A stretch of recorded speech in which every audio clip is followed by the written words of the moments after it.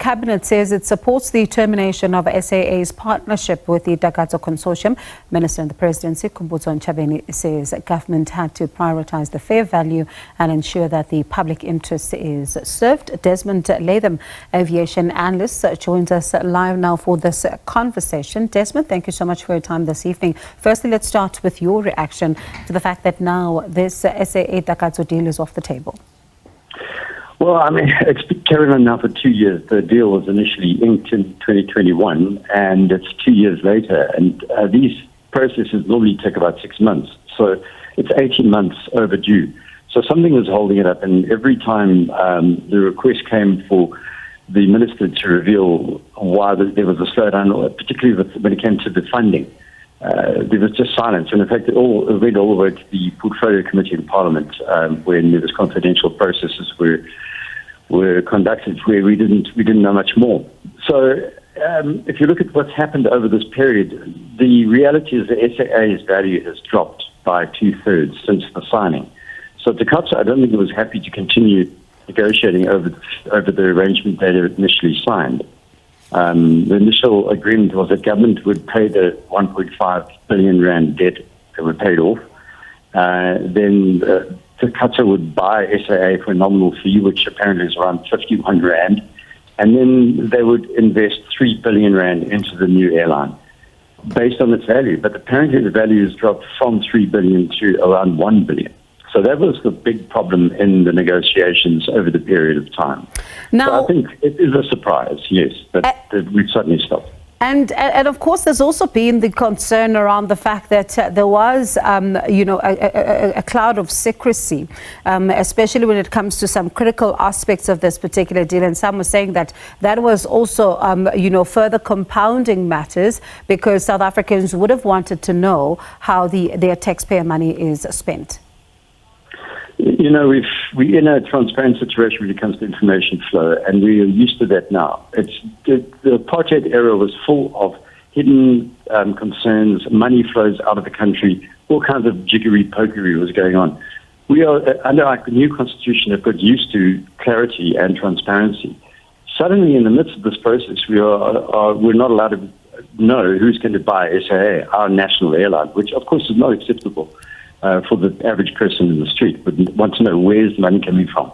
The big thing here in terms of the law is that our airlines must be owned 75% and at least 75% by South Africans. So all airlines operating in South Africa, Airlink, SAMA, all these other airlines, and SAA must have at least 75% local ownership.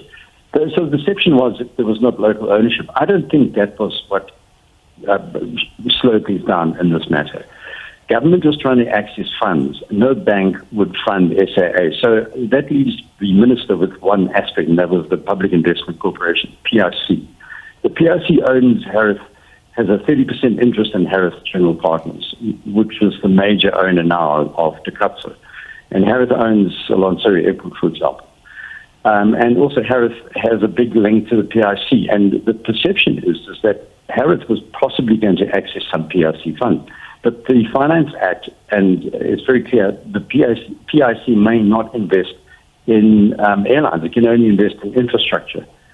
So we think that there's been a long process inside government of trying to change the rules so that they could access some of the funds inside the PIC because there is this relationship to funders. So that's what was possibly behind that. But I'm not privy to the negotiations, but it appears that that's what's happened here.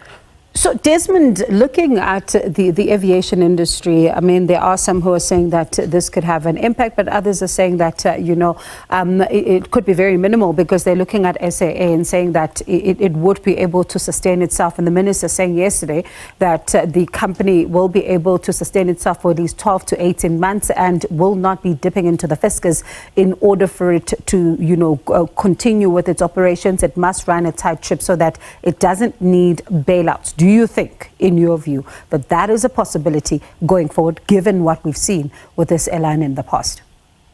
Well, up to now, in the first quarter, in the last quarter of operations, the last 3 months, it has made a small profit. So, but this is the busy period in South African aviation. It's from November through to kind of April, March, April. with Easter and all the Christmas and all the holidays. So this is the area when airlines make quite a lot of money.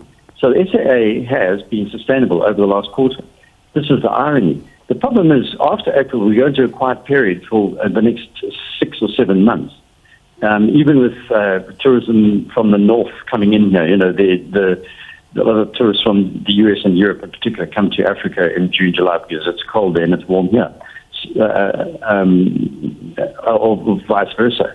And like to travel here because they can go to the game parks in June, July and see animals because it's dried out and so on. So even with that, the SAA needs around R1 million a day to sustain itself, and should be making that. But we have a number of other aspects that kick in, and the one big problem is passenger and seat numbers are going to drop. So where is the cash going to come from? Secondly, the leasing system that they've operated means that there are now roughly 9 planes that SAA owns. There's 2 that have been leased as a wet lease, which means they leased planes from overseas with the crew. Normally we use our own crew, the pilots from South Africa. And 6 other planes are operating here. To give you an idea of what's happened in scale, Airlink, for example, has over 60 planes. And they're over 40 in terms of fly service. So our biggest South African international airline now is called Airlink. And SAA is playing catch-up after these 2 years. So I don't know if this is a feasible concept that the airline will somehow miraculously, in the quiet period coming up, generate more cash.